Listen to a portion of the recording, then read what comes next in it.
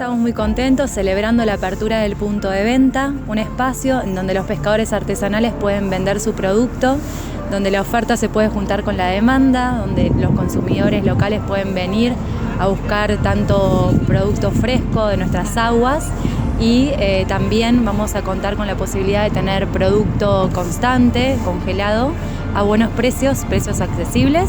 La idea es que se pueda entregar a la comunidad la mercadería fresca, local y a un precio competitivo con respecto a otro tipo de institutos de venta, ¿no es cierto? Sabemos que hay una crisis concreta y bueno, el clúster está haciendo lo posible por ayudar a salir de una situación de complejidad.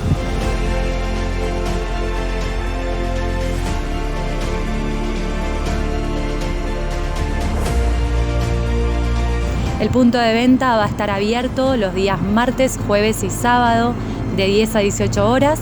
La idea es que ya tengamos este punto fijo donde pueda el consumidor acercarse a comprar producto de mar.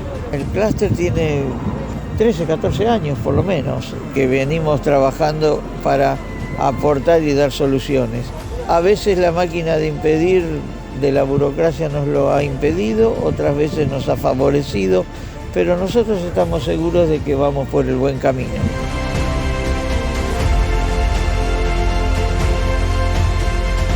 La universidad viene ya trabajando con el resto de las instituciones del territorio en fortalecer el sector de la pesca artesanal ya hace más de 10 años.